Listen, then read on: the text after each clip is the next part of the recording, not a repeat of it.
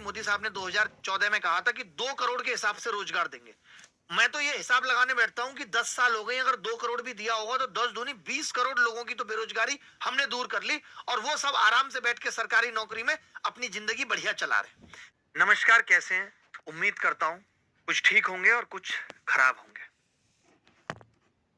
एक एक करके हर एक चीज पे बात करते हैं, हर चीज को समझते हैं। ठीक है। एसएससी एक संस्था है जो एमटीएस, सीएचएसएल तमाम तरीके के एग्जाम कराती है, और हम लोग ये उम्मीद पाल के बैठते रहते हैं कि हमें सरकारी नौकरी मिलेगी, क्योंकि सरकारें भी खूब चिल्ला चिल्ला के कहती हैं कि इस बार इतनी वैकेंसी निकालेंगे, इस बार इतनी वैकेंसी निकालेंगे, इस बार इतना रोजगार देंगे। जैसा एसएससी के एग्जाम से लेकर के रिजल्ट तक सब में झोल है, और लगातार ये पिछले सालों में बढ़ रहा है। जहां हम तो ये सोचते हैं अरे यार कंपटीशन बढ़ गया, इसलिए मेरे बेटे का सिलेक्शन नहीं हुआ, मेरे भाई का सिलेक्शन नहीं हुआ। कंपटीशन उतना नहीं बढ़ रहा जितना करप्शन बढ़ रहा है। और सबसे बड़ी बात यह है कि इस करप्शन पे, इस खराब सिस्टम पे कोई बोलने वाला नहीं है, क्योंकि अगर विपक्ष का नेता बोलेगा तो ये कह दिया जाएगा मीडिया द्वारा भी कि ये पॉलिटिक्स हो रही है, इनको ये पार्टी पसंद नहीं है, ये कह के उसकी बात दबा दी जाती है। इसलिए अपोजिशन भी नहीं बोल रहा, अपोजिशन बोलेगा नहीं। टीचर कम्युनिटी शांत है, कुछ आपकी हो गई। किसको आपकी पड़ी है? सिर्फ अवधोजा साहब को आपकी पड़ी है, और किसको पड़ी है? तो कोई बोलेगा नहीं, बच्चों के दर्द को कोई समझेगा नहीं, तो ये सब कब तक चलता रहेगा? मैं आप सबसे पूछना चाहता हूं, अब आवाज उठानी पड़ेगी, और बहुत तेजी से उठानी पड़ेगी। बात सिर्फ एसएससी की नहीं है, बैंक, रेलवे, मध्य प्रदेश, उत्तर प्रदेश, बिहार, कोई भी स्टेट ले लो, कोई भी कमीशन ले लो, ऐसा नहीं है जिसकी क्रेडिबिलिटी बची हो। आप लाख चिल्ला लो, इनकी कोई अकाउंटेबिलिटी नहीं है, ये आकर जवाब तक नहीं देंगे आपको, और टालने की कोशिश करेंगे। आप सोचो, हम लोग लगातार 15 दिन से चिल्ला रहे कि भैया रिजल्ट में झोल है, रिजल्ट रिवाइज कर दो, रिजल्ट में झोल है, रिजल्ट रिवाइज कर दो, लेकिन नहीं। एसएससी ने नोटिस निकाला कि हमने आपकी वैकेंसी बढ़ा दी है। रिजल्ट आने के 10 दिन बाद तुम वैकेंसी बढ़ा देते हो। उस वक्त तुम कहते हो कि हम लगभग 9.5 गुना लोग लेंगे। क्या ये वैकेंसी तुम्हें उस वक्त नहीं पता थी? अगर तुम 9.5 गुना भी लेते, 9 गुना भी लेते, तो भी इस 500 का 9.5 गुना कर लूं जो वैकेंसी तुमने बढ़ाई है, 4500, 5000 बच्चे और इन हो जाते, उनको अपना टैलेंट दिखाने का और मौका मिलता। लेकिन नहीं, ये तो सिस्टम में कोई खराबी नहीं है कि इनको कोई काम ठीक से करना ही नहीं है, इसी बात को बोल दो तो 50 लोग इनके बचाव में आ जाएंगे। नहीं नहीं, हमारा धंधा चलने दो, जो हो रहा है उसे होने दो। और एक कमी नहीं है, हर जगह कमी है। कोई रिफॉर्म नहीं है सालों से, कोई अपडेशन नहीं है सालों से। इनको गाली नहीं दे रहा हूं, डिजर्व तो ही करते हैं। सालों से मेरा मतलब है ईयर्स की बात कर रहा हूं। कोई अपडेशन नहीं है, कुछ नया लाएंगे उसमें भी फॉल्ट, जैसे नॉर्मलाइजेशन फॉर्मूला।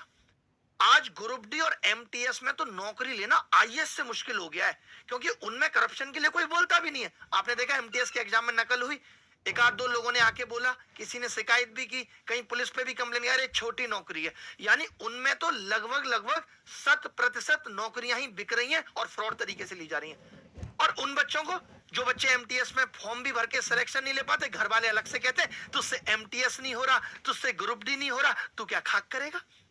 तुझसे तो कुछ होगा ही नहीं। ये ग्रुप डी तो इतना बड़ा एग्जाम हो गया है। ग्रुप डी रेलवे में लोग बेंगलोर जोन से फॉर्म भर रहे हैं, उनको पता है यूपी बिहार में तो नौकरियां बिक रही हैं, यहां ले पाना मुश्किल है, क्योंकि वहां की कट ऑफ भी थोड़ी कम जा रही है। सही बोल रहा हूं दुर्गा जी? मैं उन बच्चों के ही बड़े भाई हैं, हमारे भी आसपास तमाम लोग सीजीएल देते हैं, हमें भी पता है। हम नहीं भी टीचर होते तो भी ये लड़ाई लड़ रहे होते।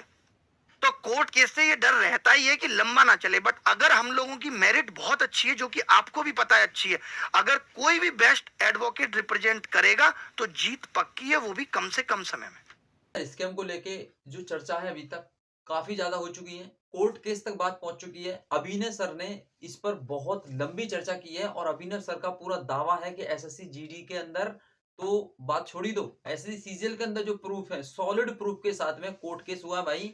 और कोर्ट केस के अंदर जो चीजें निकल के आई हैं, एसएससी को भाई वो चीजें कबूल करनी पड़ी हैं। अब यहाँ पे बात यहाँ तक आ गई है, क्या एसएससी सीजीएल का रिवाइज रिजल्ट होगा? तो बहुत सारे बच्चों के कमेंट्स हैं, बहुत सारे बच्चों का यही सजेशन है कि सर रिवाइज रिजल्ट होना चाहिए। और भाई रिवाइज रिजल्ट होना भी चाहिए, क्यों नहीं होना चाहिए? क्या कभी देखा आपने लगातार बच्चे सिलेक्शन ले रहे हैं, लगातार 50-60 बच्चों की स्ट्रेंथ है भाई, 84 नंबर, 85 नंबर, 86 नंबर, इस तरीके से लगातार कभी किसी एग्जाम को क्लियर करने के लिए आपने देखा है कि स्ट्रेंथ के साथ में बच्चे लगातार एक ही कमरे से 30-30 बच्चे सेलेक्ट हो गए हों? तो भाई देखो, स्कैम हुआ है, बहुत भारी तादाद में स्कैम हुआ है। अब यहाँ पे बात बच्चों की डिमांड है कि क्या सर एसएससी जीडी में भी कुछ घपलाबाजी हुई है?